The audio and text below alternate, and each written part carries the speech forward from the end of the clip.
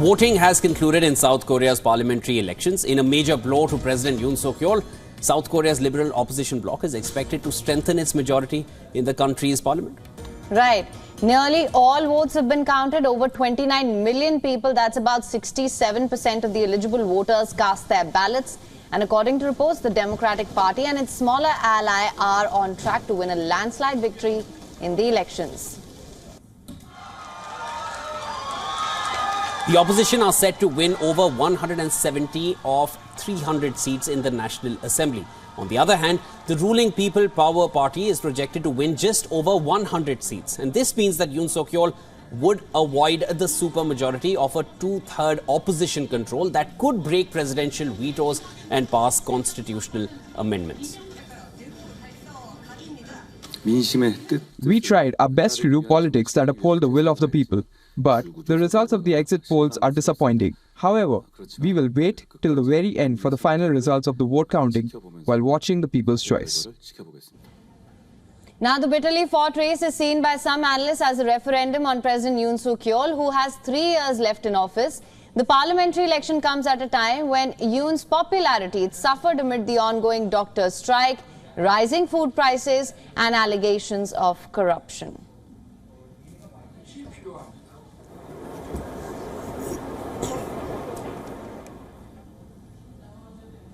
All right, for more on this, we're now being joined by Voice of America correspondent Bill Gallo from Seoul. Thank you so much for joining us on World DNA, Bill.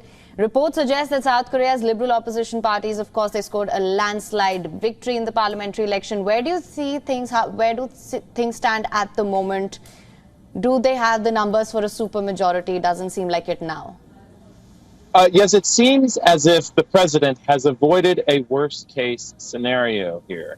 You actually mentioned that in the lead-up to this report. That would have been a two-thirds majority. With that two-thirds majority, basically everything would have been possible. It would have thrown South Korean politics into disarray. They would have had the ability to veto, to override any of Yoon's veto. They would have had the ability to impeach the president. They would have had the ability to even start the process to enact constitutional changes. It does not seem that we will get to that point here yet.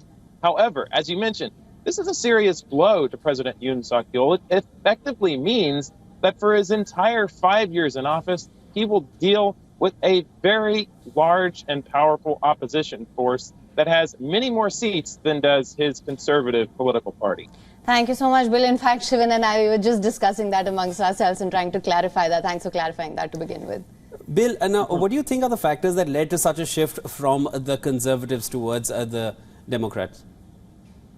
Well, it's hard to say. I mean, politics here are complicated in that it always focuses on very hyper-local issues. You mentioned the doctor's strike, which has played a role. It's gone on for many weeks, and people are very tired of it. So that could have contributed. Of course, there are long-term issues that are not only Yoon's problem, but this is sort of an incumbent effect, right? I mean, high food prices, high housing prices, whoever's in office is going to experience the brunt of that. And in fact, the previous president actually did receive some presidential losses as a result, some election losses as a result of those factors.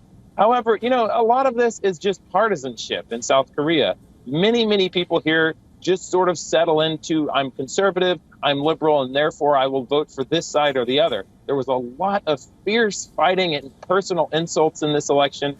Yoon himself was embroiled in many sort of, I would say, like low-level corruption and political scandals, and perhaps you could call them gaffes. He never really was able to recover from that, it seems, and now he'll spend the rest of his 3 years, perhaps something like a lame duck president.